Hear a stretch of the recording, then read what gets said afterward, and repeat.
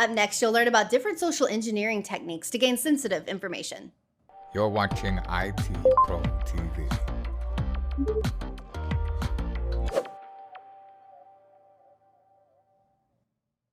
Hello, and welcome to IT Pro TV. This is CEH. I'm Kathy Chambers alongside Daniel Lowry. Hey, that's me, right? That's you. I thought it was Kathy today. I'm horribly confused. You're Kathy, I'm Daniel. We're doing something today. That's right. We're going to do something. CEH related. CEH from what related. I understand. It's going to be great. I'm sure we'll love it. Okay, you have told me about the movie Sneakers. I have not seen the movie Sneakers. For which hurts my heart. Those of you out there, please watch it. Daniel says it's great. I'm going to watch it. I think it should be required viewing if you're going to do ethical hacking, penetration testing, red teaming, any kind of security-based thing. We need to put that in the notes section to watch that movie before watch taking Sneakers. The course. It's an older flick, but it's well worth the watch. And it does have to do with what we're talking about. It does. We're not just giving a movie plug. So it talks about social engineering, right? Yes. Or it's based on social engineering to steal bank managers' information. Grandparents are stealing all this info. Well, I mean, social engineering gets used to steal grandparents. I mean, not steal the grandparents. No, that would be weird. I think that's what I said. Maybe if they were wealthy enough, that's that could be the another case. type of crime. Yeah. Totally, usually outside of the realm of our scope here. But, I'm thinking of like how scammers will call your grandparents and use social engineering to, pilfer their pockets and take all their money. Was it you that was telling me you've gone through that? I have not. One of our directors. Okay, it was one of our directors. So I know I've dealt with this in the past.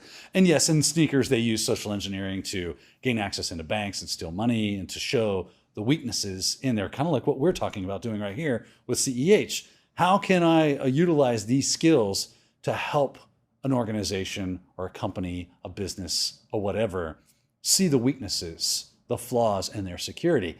That's kind of the premise of the movie Sneakers. And they did a lot of that through social engineering. So it is a very pertinent point to the conversation. It's a great film. So that's why I highly recommend you go out and watch it.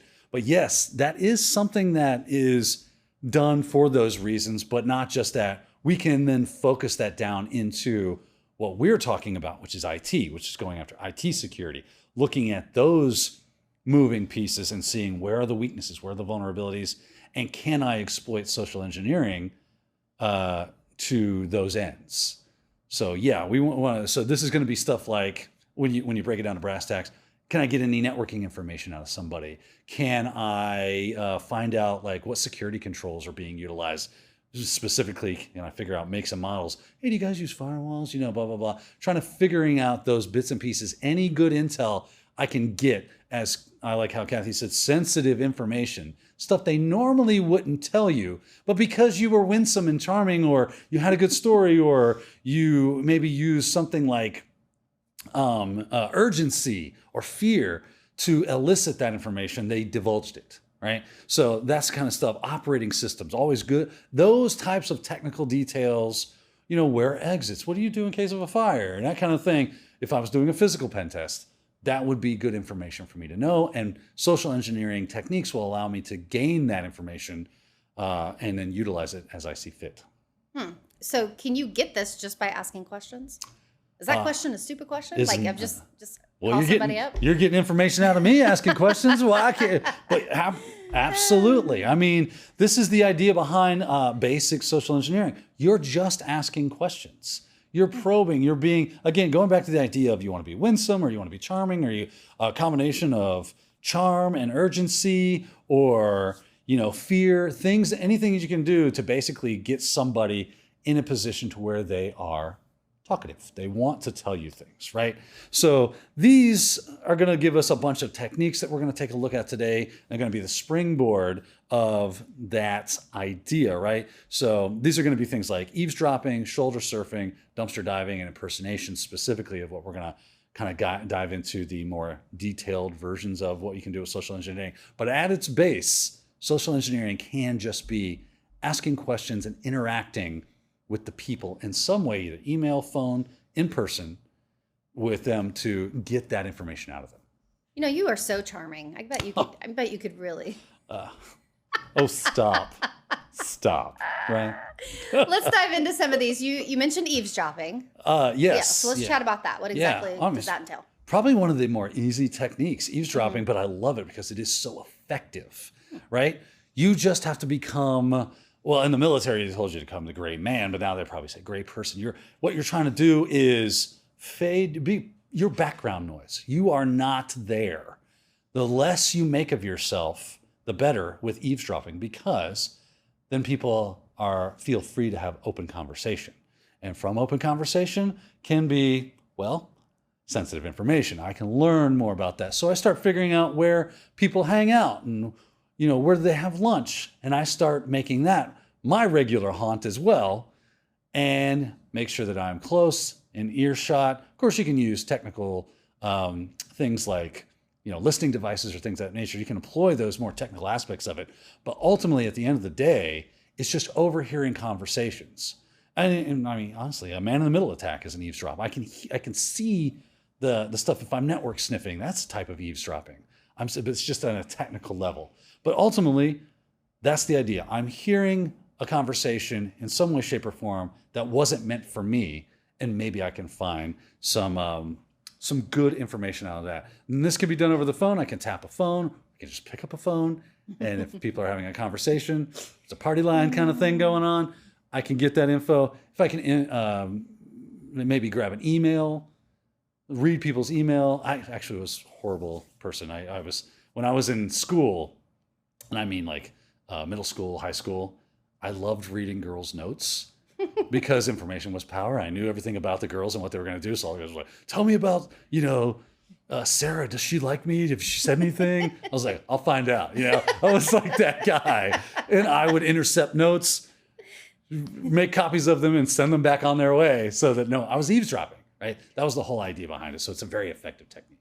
I was just thinking about when you're talking about the phones, like, remember old school phones? Right? Oh, yeah. You're talking to your friends, worried that your parents were on the other line, like, absolutely, with their hand over the receiver so you couldn't hear. I hated that, right? When you're a kid, you just feel so violated. You're like, those parents need to know what you're up to. These kids do dumb stuff. All right, let's talk about shoulder surfing. Oh, yeah. How does that work? Yeah, great. Also love shoulder surfing. I'll go ahead and expose myself with a horrible person that I was in school again, because one of the ways I intercepted those notes was I would actually, don't judge me. I'm already judging. When you say don't judge me, I'm already judging you. I broke into the lockers. Yeah. And you're like, how the heck did you do that? Well, I shoulder surfed the combinations. Combinations is the right way to say that. I shoulder surfed combinations. I would get out of class. I would pick my target, right? So you wanted Sarah's. Pick your target. Whether or not Sarah liked John, I'm like, all right, John. And I would walk by Sarah's locker, knowing that when you're changing classes, you go to your locker, you get your book, put your old book back, get the new book for the next class. And I would look and see one digit on the dial. I would pick up one digit. That way I wasn't leering around too long. Just walk by and shoulder surf. There's one digit on the dial. Okay, cool. Do it in the next class, and then do it on the next class. Now I got all three digits. I could open the combination. I knew it was a combination of those three, and it was really easy for me to just walk through those three combinations until I found the right one, pop the thing, and gain access to the notes. We didn't have phones back then where you could just take pictures or whatever, and we wrote everything down on paper. So that's what I had to do. And then I could tell, oh, John, oh, yeah, she's into you, bro. You're good. Go ask her out. You're fine. You won't be embarrassed. And that was the whole idea behind the thing. But you move that into what we do, right? I want to shoulder surf things like passwords. Again, trying to get into that locker, what is now the computer system. I want to gain access to Kathy's computer system. Maybe I'll walk by and I'll look at her, type in a few of her keystrokes on her keyboard. Okay, I got a few of those. Let me go back by. I can grab that, run that through some automation, figure out maybe what the password is. Or maybe I just see her type her password in, right? That is the idea behind shoulder surfing. So pins are another great reason to do shoulder surfing. If you're typing in a pin number, that's redundant. If you're typing in a pin, personally identifiable number, right? That'll be a good way to do it, is grab that pin through shoulder surfing. Accounts numbers, credit card numbers, all great things that you can get just from looking over somebody's shoulder. Huh. So at a very young age, I know, I was a deviant. You were preparing yourself for hacking and cybersecurity. Yeah, and you didn't even know it. I didn't even know it. I used to pick locks. Yeah. Criminal or right? Well, you get a set of skills. You could have went either way with your future. This is exactly right. I'm here today, and I've never been to jail. So Yet. shut up. Don't jinx me. All right, you mentioned dumpster diving. Oh, that sounds like fun. Let's do that together. Yeah, All right. yeah. Dumpster diving. I mean, is this what it is, right? Like literally.